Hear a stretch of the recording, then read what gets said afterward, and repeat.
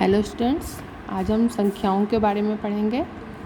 संख्या 4 प्रकार की होती है। ऐसे तो बहुत से प्रकार की होती है, लेकिन मुख्य 4 प्रकार की होती है। ठीक है, तो पहला है आपका पूर्ण संख्या।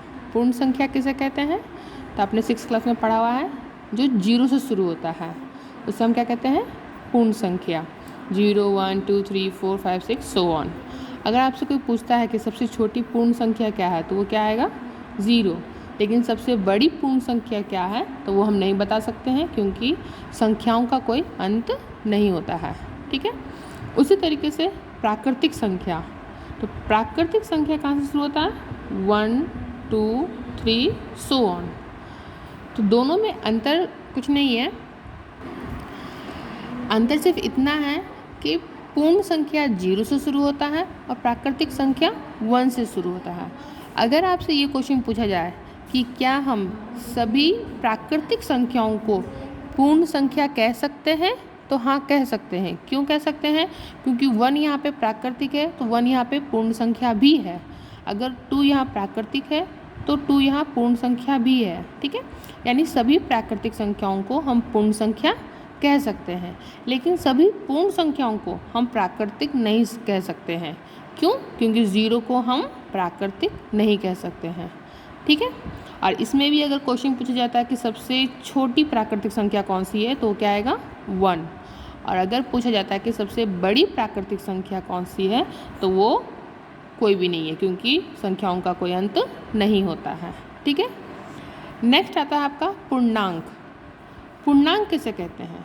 तो आपने कभी संख्या रेखा देखा होगा, 0 रहता है। ठीक है, 0 के इस तरफ आपका माइनस में नंबर रहता है, -1, -2, -3, और अनदर साइड 1, 2, 3, यानी पॉजिटिव में नंबर रहता है।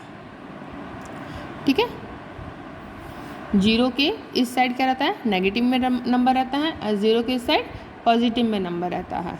तो संख्या रेखा हमेशा इस तरह से ड्रॉ होता है, रेखा की तरह। संख्या रेखा, नाम ही क्या है इसका? रेखा। रेखा किसे कहते हैं? जिसका ना अंत मालूम होता है, ना ही आरंभ मालूम होता है। उसी तरीके से संख्या रेखा पे जो अगर हम नंबर लिख रहे हैं, तो उसका ना ही हमें अंत मालूम होता है और ना ही इसमें आरंभ मालूम होता है। तो अगर आपसे कोई पूछता है कि पूर्णांक संख्या, सबसे छोटी पूर्णांक संख्या क्या होती है, तो कोई भी नहीं है, क्योंकि वो कहाँ से शुरू हो रहा है वो भी हमें नहीं मालूम है, और कहाँ ख़त्म हो रहा है वो भी हमें नहीं मालूम है। यानी जितनी भी संख्याएं हैं, चाहे वो नेगेटिव में हो चाहे वो पॉजिटिव में हो, सभी संख्याएं किस में आती हैं? पूर्णांक में आती है। ठीक है, नाउ नेक्स्ट लास्ट वन आपका है परिमेय संख्या। तो परिमेय संख्या किसे कहते हैं? जो PYQ के फॉर्म में रहता है। PYQ यानी भिन्न के फॉर्म में रहता है। और इसमें एक और ख़ास बात, Q जो है वो कभी भी आपका 0 के बराबर नहीं रहता है, यानी 2/0 कभी नहीं रहता है। 0/2 रह सकता है, लेकिन 2/0 नहीं हो सकता है। वो मतलब कोई नंबर ही नहीं कहलाता है। इनविजिबल बोल सकते हो या अनडिफाइंड बोल सकते हो, कुछ भी बोल सकते हो। 2/0 कोई भी नंबर नहीं होता है, यानी Q के फॉर्म में, PYQ में Q हमारा 0 कभी नहीं होता है। ठीक है, तो जो PYQ के फॉर्म में रहता है उसे हम परिमेय संख्या कहते हैं।